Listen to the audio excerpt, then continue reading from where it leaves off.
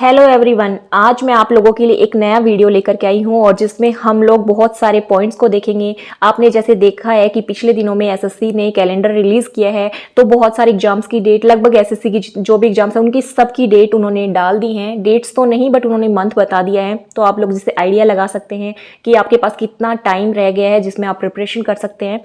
तो अगर आप लोग सच में 2024 में एग्जाम क्वालिफाई करना चाहते हैं तो इस वीडियो को एंड तक जरूर देखना। इसमें बहुत सारी चीजें हैं जो मैं आप लोगों के लिए लेकर के आई हूं। जैसे आप लोग देख भी पा रहे होंगे, आपके सामने कुछ पॉइंट्स मैंने लिखे हैं। ये सारे पॉइंट्स मैं इसमें डिस्कस करूंगी। हर एक पॉइंट्स को आपको बारीकी से मैं बताऊंगी कि आप लोग किस तरीके से एसएससी काम कर रही है, कितनी जॉब्स वो दे रही है ना। हम हर एक चीजें देखेंगे, तो आप लोग बिल्कुल भी इसको वीडियो को स्किप ना करें, एंड तक इस वीडियो में बने रहें। तो हमारा जो फर्स्ट पॉइंट होगा, हम देखेंगे कि जो कैलेंडर है उसमें मतलब क्या डेट्स एसएससी ने दी हैं, कौन से मंथली हैं वो हम देखेंगे। फिर हम डाटा देखेंगे कि है ना कि कितनी जॉब्स लास्ट ईयर्स में दी गई हैं। हम वैकेंसीज देखेंगे, फिर अटेंडेंस देखेंगे, कट ऑफ देखेंगे, एग्जाम पैटर्न देखेंगे, फैक्ट्स देखेंगे जो आपको सच में जानना बहुत जरूरी है। और एलिजिबिलिटी क्राइटेरिया क्या है एग्जाम्स के लिए और कौन कौन से इस फॉर्म को फिल कर सकते हैं वो सब हम देखेंगे। और ये हम CGL, CPO, CHSL, MTS, GD, हर एक एग्जाम के लिए हम ये सब चीज़ें देखेंगे। ओके, तो हम हमारा वीडियो स्टार्ट करते हैं। हम जो फर्स्ट पॉइंट है आप लोगों के लिए एसएससी का एग्जाम कैलेंडर, तो आप लोग देख सकते हैं कि एसएससी ने जीडी 2024 की जो डेट है वो फरवरी मार्च में दी है। फेज 12 की डेट है वो अप्रैल मई में दी है। सीपीओ की मई जून में दी है। सीएचएसएल की उसने जून और जुलाई में दी है। सीजीएल की सितंबर अक्टूबर में दी है। एमटीएस की जुलाई अगस्त में और स्टेनोग्राफर की अक्टूबर नवंबर में। और जैसे जीडी 2025 की डेट है वो भी उन्होंने दे दिया दिसंबर जनवरी 2025 में होगा। तो आप लोग देख सकते हैं काफ़ी लॉन्ग कैलेंडर आप लोगों को मिल चुका है। तो आप लोग अगर जिस तरीके से प्रिपेयर करना चाहते हैं, आप लोग अभी से अपनी प्लानिंग, अपना शेड्यूल सब कुछ सेट कर सकते हैं। उन्होंने एसएससी ने आपको एकदम से क्लियर कर दिया है कि आपके एग्जाम्स हैं वो तब तक कब तक होंगे और कैसे कैसे किस अकॉर्डिंग होंगे, आप देख सकते हैं। सीपीओ का एग्जाम है वो हमेशा एंड में होता है सीजीएल के, पर अभी सीजीएल है वो उसको सितंबर अक्टूबर में शिफ्ट कर दिया और सीपीओ को पहले शिफ्ट कर दिया है। तो सीपीओ की तैयारी करने वाले बच्चों के पास थोड़ा सा सीजीएल वालों से कम टाइम है, तो हम वो चीज़ भी देखेंगे।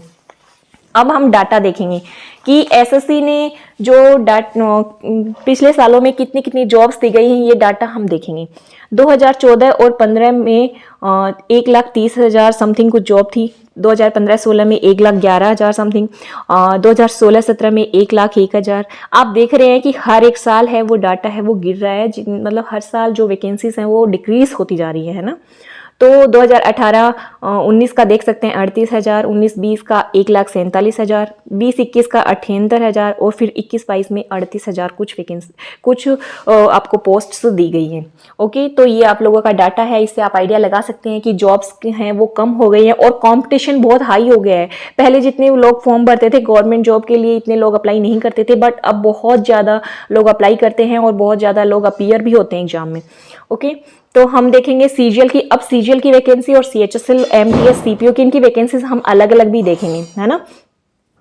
जैसे सीजीएल में वैकेंसी सन 2012 में 16,000 समथिंग थी, 13 में फिर इन्होंने 15,000 कर दी और 14 में 15,000 समथिंग रही, 16 में फिर 10,000, 18 में 11, 19 में 8400 समथिंग, 20 में 7,035 और फिर 21 में 7621 और 22 में 36,000। हाँ, 2022 में वैकेंसीज एसएससी ने काफ़ी निकाली है, इसमें काफ़ी लोगों को बेनिफिट भी हुआ है। और 2023 में 8440। ओके, अब 2024 का अभी इन्होंने बताया नहीं है कितनी वैकेंसीज आएंगी, ये लोग बताएंगे। और 19 में जैसे सीएचएसएल का देखें तो 4600, 20 में 4700, 21 में 6,000 और 22 में 4500 और 23 में आप लोगों ने देख पा रहे हैं कि कितनी ज़्यादा इन्होंने डिक्रीज कर दी है सीएचएसएल की वैकेंसी। ओनली 1600 वैकेंसीज इन्होंने दी हैं इसमें। अब एमटीएस का हम देखेंगे तो एमटीएस में इन्होंने 19 में 9,000 थी, फिर 20 में 3900 हो गई, 21 में 7700 हैं और 22 में 11,000। हाँ, 22 में इन्होंने, मैं बता रही हूँ ना आपको, इंक्रीज की है इन्होंने वैकेंसीज। हर एक जैसे एमटीएस हो, सीजीएल हो या सीपीओ, हर एक में इन्होंने वैकेंसीज काफ़ी इंक्रीज की थी। और 23 में 1500 के समथिंग। अब सीपीओ में वैकेंसी 19 और 20 में उन्होंने एक ही हुआ था, उसमें 2745 वैकेंसी थी। फिर 21 में इसका कोई एग्जाम कंडक्ट नहीं करवाया गया और 22 में इन्होंने 4353 वैकेंसीज दी और 23 में इन्होंने 1714। तो आप लोग देख पा रहे हैं कि हर एक दिन वैकेंसीज हैं वो डिक्रीज होती जा रही हैं और कंपटीशन बहुत हाई होता जा रहा है। ये सब बातें आप लोगों को डिमोटिवेट करने के लिए बिल्कुल भी नहीं है, ये इसलिए है कि आप लोग इन फैक्ट्स को जान सकें कि सच में ये जो पिछले सालों में जो गवर्नमेंट है वो कितनी वैकेंसीज निकाल रही है और कितने बच्चे सिलेक्ट हो रहे हैं। ये सब चीज़ें जब आप जानेंगी तो सच में आप लोगों को 2024 में जो एग्जाम्स होने वाले हैं उसमें आप पहले से प्रिपेयर रहेंगे, आपका माइंडसेट है वो भी प्रिपेयर रहेगा कि आपको किस तरीके से प्रिपरेशन करनी है और कितना हार्ड वर्क आपको करने की नीड है। ओके, अब हम अटेंडेंस देखेंगे। तो अटेंडेंस है जो सीजीएल में 2019 में 9.78 लाख बच्चे अपीयर हुए हैं, सीएचएसएल में 14.09 लाख, एमटीएस में 19.18 लाख। आप लोग देख सकते हैं कितने बच्चे अपीयर हो रहे हैं और ये डाटा हर एक दिन बढ़ रहा है। 2020 में 7.16 और 21 में 7.80, 2022 में 16.16, 2023 में 12.36। ओके, अब सीएचएसएल में 14.09, 11.58 20 में, फिर 21 में 14.64, 22 में 13.75 और 23 में 12.63। एमटीएस का आप देखेंगे तो 19.18, फिर 15.72, 20 में 21 में 16.17, 22 में 22.77 और 23 में 10.75। ये डाटा आप सब लोग देख सकते हैं वैकेंसीज कैसे इंक्रीज़ हो रही हैं। और जैसे ही वैकेंसी थोड़ी सी वो इंक्रीज़ करते हैं, इन्होंने 22 में वैकेंसीज काफ़ी इंक्रीज़ की थी तो लोगों के फॉर्म और जो जितने बच्चे अपीयर हुए वो भी बहुत ज़्यादा बढ़ गया था। ओके, अब हम कट ऑफ देखेंगे। जब हम कट ऑफ देखेंगे तो आप लोग देख सकते हैं कि कट ऑफ भी हर एक ईयर इंक्रीज़ होती जा रही है। सीजीएल में कट ऑफ 2023 की हम देखें तो जनरल की थी वो 150 है और 22 में 114 थी, 21 में 130 थी, 2020 में 132.37 थी। ऐसे ही आप लोग ओबीसी की, ईडब्ल्यूएस की, एससी एसटी की देख सकते हैं। जैसे आप लोग देख पा रहे हैं डिफरेंस, पहले एससी और एसटी की कट ऑफ है वो कितनी रहती थी, उनकी भी कट ऑफ अब इंक्रीज हो करके पहले जो जनरल ओबीसी की जो कट ऑफ रही है वहाँ तक इनकी एससी और एसटी की कट ऑफ पहुँच गई है। ईडब्ल्यूएस की कट ऑफ है तो आप देखेंगे कि 109 ऐसे रहती थी और अभी इंक्रीज होकर के 143। तो आप लोग सच में इन बातों से डिमोटिवेट नहीं करके एक आइडिया लगा सकते हैं और ये कर सकते हैं कि आप लोगों को कितना हार्ड वर्क करने की ज़रूरत है अगर आप इस फील्ड में घुसते हैं तो। और जैसे सीएचएसएल का अगर आप देखेंगे तो 20 में 159, 141, फिर 140, 157। ऐसे ही ओबीसी की आप देख सकते हैं, ईडब्ल्यूएस की। और आप लोग जब देखेंगे एक चीज़ आप देखेंगे कि जनरल और ओबीसी और ईडब्ल्यूएस में ज़्यादा डिफरेंस नहीं है। ईडब्ल्यूएस है वो भी आपको पता है और कभी कभी तो ओबीसी से भी अबव इसी कट ऑफ चली जाती है और ओबीसी की तो बिल्कुल नज़दीक है ना। तो इन चीज़ों में आप लोगों को बिल्कुल ध्यान देने की ज़रूरत है कि सच में चाहे ओबीसी से हो, चाहे ईडब्ल्यूएस से, चाहे जनरल से, एससी एसटी से, आप लोगों को हार्ड वर्क तो करना ही पड़ेगा अगर आपको एक पोस्ट लेनी है तो। अब हम सीपीओ के बारे में देखेंगे। अब सीपीओ का आप देखेंगे तो आप लोगों को सच में काफ़ी सारी चीज़ें समझ में आएंगी कि सीपीओ में जो जनरल की कट ऑफ थी 2022 में वो 115 थी मेल की, फीमेल की 126 थी, ओबीसी की 102 थी, 118। अब आप डिफरेंस देखें, मेल की कट ऑफ जनरल में 138.99 चली गई, फीमेल की 143 चली गई और इसमें फीमेल की 137 और 131। अब आप लोग आइडिया लगा सकते हैं, जैसे 102 से मेल की कट ऑफ से 131 डायरेक्ट और 118 से 137। इसमें ईडब्ल्यूएस में 120 थी और इसमें 138 हो गई है। कट ऑफ्स हैं वो बहुत ज़्यादा इंक्रीज़ हो रही हैं, तो आप लोगों को सच में ये चीज़ें देखने की और समझने की ज़रूरत है। बाकी की जो एसएससी जीडी और एमटीएस और स्टेनो की जो कट ऑफ्स हैं उनका मैं आपको टेलीग्राम चैनल पे पीडीएफ प्रोवाइड करवा दूंगी, जिससे कि आप लोग देख सकते हैं कि क्या लास्ट ईयर की कट ऑफ्स रही हैं, क्योंकि इनमें आपको मेल फीमेल और स्टेट वाइज इनकी कट ऑफ निकल दी है। तो वो आप लोग टेलीग्राम चैनल पर जा करके ज़रूर देखें। आप लोगों को अगर जीडी की और एमटीएस की, स्टेनो की इनकी प्रिपरेशन करनी है तो टेलीग्राम चैनल का लिंक है वो डिस्क्रिप्शन में आपको मिल जाएगा, वहाँ से जाके फॉलो कर लें और वहाँ से आप लोगों को पीडीएफ समूह आप लोग डाउनलोड कर सकते हैं। ओके, अब हम हमारे नेक्स्ट पॉइंट पे आते हैं और हम हमारा नेक्स्ट पॉइंट है वो देखेंगे कि जो एग्ज़ाम का पैटर्न है वो क्या है, एसएससी सीजीएल का, सीएचएसएल का, सीपीओ का, एमटीएस का, जीडी का, वो हर एक चीज़ हम इसमें देखेंगे। ओके, तो जो एग्ज़ाम पैटर्न है एसएससी सीजीएल का, उसमें 2 फेज़ होती हैं, टीयर 1 और टीयर 2। पहले इसकी प्रोसेस है वो काफ़ी लॉन्ग थी, बट अभी इन्होंने शॉर्ट टर्म में कर दिया है। तो टीयर 1 में है वो मैथ्स, इंग्लिश और रीजनिंग और जीके आती है, जो 25 क्वेश्चन चारों के आते हैं और 50 मार्क्स के होते हैं ये। तो 200 मार्क्स का ये पूरा आपका टीयर 1 एग्जाम होता है। ओके, फिर टीयर 2 है, उसमें वो मैथ्स, इंग्लिश, रीजनिंग और जीके होता है। ये आपका टीयर 1 है, ये क्वालिफाइंग होता है। इसके जैसे 150 जनरल की कट ऑफ रही है, आप लोगों ने कट ऑफ तो देखी होंगी, वहाँ से आप देख लें। और फिर टीयर 2 का जो इसमें क्वालिफाई करते हैं उनको टीयर 2 में अपीयर होना पड़ता है। टीयर 2 में जो मैथ्स का 4 सेक्शंस आते हैं, जैसे मैथ्स, इंग्लिश, रीजनिंग, जीके और कंप्यूटर और टाइपिंग टेस्ट। तो मैथ्स है वो 30 क्वेश्चंस आते हैं, इंग्लिश के 45 और रीजनिंग 30, जीके 25। अब इनके कंप्यूटर के भी 20 क्वेश्चंस आते हैं और इन सब का जो मार्क्स स्कोर होता है वो 3 मार्क्स का एक क्वेश्चन होता है। ओके, तो 390 का एग्जाम होता है। कंप्यूटर है वो खाली क्वालिफाइंग नेचर होता है, 20 क्वेश्चंस आते हैं, 60 मार्क्स का होता है। टाइपिंग टेस्ट है वो भी क्वालिफाइंग होता है, जैसे 30 WPM इसमें स्पीड आपसे मांगते हैं, तो आप लोगों को उतना करना पड़ता है, तो आप क्वालिफाई कर लेते हैं। अगर आप इनमें भी डिस्क्वालीफाई होते हैं तो आप लोगों का इस एग्जाम में चाहे अगर 370 मार्क्स भी हैं तो भी आप क्वालिफाई नहीं कर पाते हैं। तो ये क्वालिफाइंग आपको करना बहुत ज़रूरी है। ओके, अब CHSL का है तो इसमें भी आप सेम पैटर्न है एसएससी सीजीएल का, बस इसमें टाइपिंग का डिफरेंस है। जैसे इसमें कुछ पोस्ट हैं उनके लिए DEST होता है और बाकी जो टाइपिंग होती है, तो ये सेम पैटर्न है। बाकी आप लोगों को CHSL में रहता है और कट ऑफ आपने पीछे देखी ही है। CPO का है तो CPO में टीयर 1 होता है, मैथ्स, रीजनिंग, जीके और इंग्लिश, चारों सेक्शन आते हैं। जैसे 50 मार्क्स के चारों वो इसमें चारों सेक्शन होते हैं, 200 मार्क्स का ये पेपर होता है।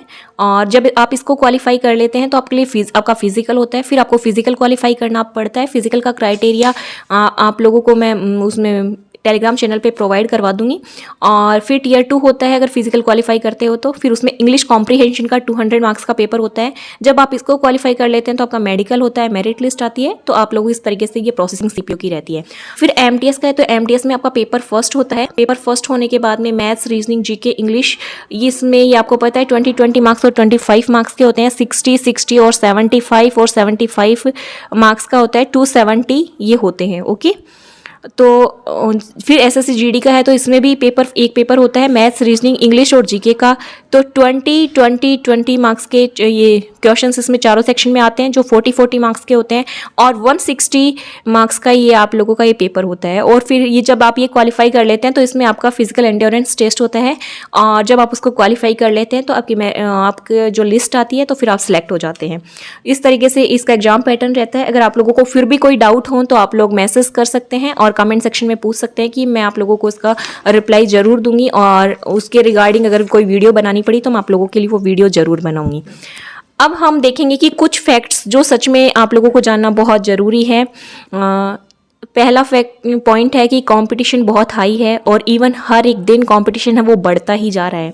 तो आप लोग जितना बेहतर प्रिपरेशन कर सकते हैं, जितना अपना बेस्ट दे सकते हैं उतना बेस्ट दें, क्योंकि कंपटीशन इस लेवल पे है कि अगर आप नॉर्मली पढ़ाई करके आप क्वालिफाई करना चाहते हैं तो आप नहीं कर सकते हैं। इससे बेटर है कि आप उस एग्ज़ाम में एंटर ही ना करें, आप छोड़ दें। ये आपको मैं फिर से बोल रही हूँ, ये आप लोगों को डिमोटिवेट करने के लिए बिल्कुल भी नहीं है, बट आप लोगों में एक वो चीज़ लाने के लिए है कि हाँ, अगर आप इस चीज़ में एंटर करें तो पहले से ही अपना माइंडसेट इस तरीके से प्रिपेयर करें कि हमें हार्ड वर्क करना है। क्योंकि अगर आप हार्ड वर्क नहीं करेंगे तो आप यहाँ तक पहुँचना आपके लिए बहुत ज़्यादा डिफिकल्ट हो जाएगा और आप 3 साल 4 साल 5 साल इसी में ही घूमते रहेंगे।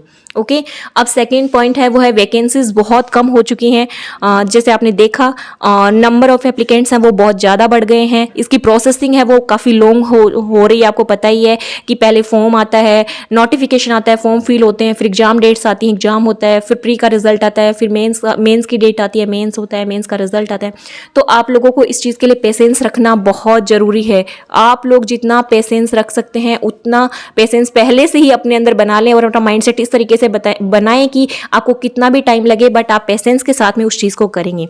और कट ऑफ हाई आपने देखा ही है कि कट ऑफ कितनी हाई हो गई है और रिजल्ट है उसमें डिले भी हो जाता है। ये सारे पॉइंट्स आप लोगों को सच में जानना बहुत ज़रूरी है। और एक लास्ट पॉइंट जो आप लोगों को जानना ज़रूरी है कि हार्ड वर्क करना बहुत है, कि आप जितना हार्ड वर्क कर सकते हैं, आप में जितना पोटेंशियल है उतना सारा पोटेंशियल एक बार आप इस चीज़ में अपना लगाना ही पड़ेगा आपको, जिससे कि आप इस चीज़ को क्वालिफाई कर सकें। ओके, अब हम देखेंगे कि इसमें कौन इस एग्जाम के फॉर्म को फिल कर सकते हैं, इसका एलिजिबिलिटी क्राइटेरिया क्या है। जैसे सीजीएल का हम देखेंगे तो सीजीएल की एज है वो 18 से लेकर के 32 तक है। इसमें आप अलग अलग पोस्ट के लिए अलग अलग है, तो आपका इसका पूरा वो देख सकते हैं। मैं आप लोगों को नोटिफिकेशन का जो है वो मैं आपको टेलीग्राम चैनल पे प्रोवाइड करवा दूंगी।